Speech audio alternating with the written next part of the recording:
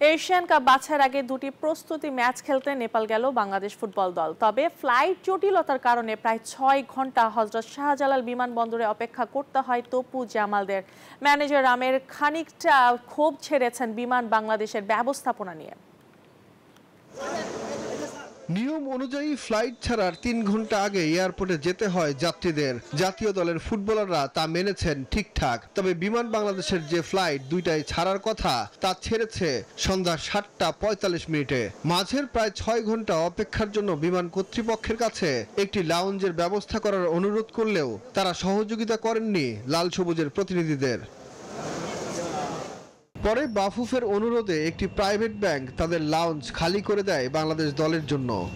Technical প্রবলেমের পরে পরবর্তীতে যখন ফ্লাইটে শুনলাম যে একটা লং টাইম 6 ঘন্টার মধ্যে আমরা চাচ্ছিলাম যে রেস্ট নেওয়ার জন্য একটা লাউঞ্জ বা কোনো কিছু হলে সেই ক্ষেত্রে প্লেয়াররা একটু রেস্ট নিতে পারত। তো সেক্ষেত্রে ওনারা যেভাবে ভূমিকা রেখেছে হয়তো ওনারা যে জায়গাটা পাচ্ছে সেই অনুযায়ী সেটা করেছিল, কিন্তু আমরা আসলে ইউসিবির কাছে কৃতজ্ঞতা প্রকাশ করছি। দেশ ছাড়ার আগে অধিনায়ক জামাল ভুঁইয়া জানান নেপালের সাথে দুটি ম্যাচই জিততে চান তারা।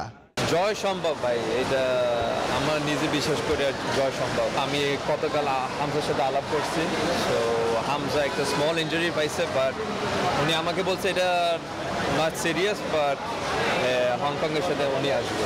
হংকং ম্যাচের আগে নিজেদের সব ভুল শুধরে দারুণ প্রস্তুতি নিতে চায় Bangladesh. It's going to be very good challenge and very good preparation from Hong Kong, which is the main objective. Yeah, very positive about the camp we have done. It's true that we have been a bit tight to prepare the full group in the last days, but we are ready. এদিকে AFC ও FIFA কাঠমান্ডুর দর্শক রঙ্গশালা স্টেডিয়ামের উপর নিষেধাজ্ঞা দেয় বাংলাদেশ ও নেপালের match মাঠে গিয়ে দেখবে না স্থানীয় দর্শকরা, এমনটাই খবর ছেপেছে Kathmandu Post. Sukhan Sarkar, news 24, Dhaka. Gold's Gym across 30+ countries with over 700+ locations worldwide.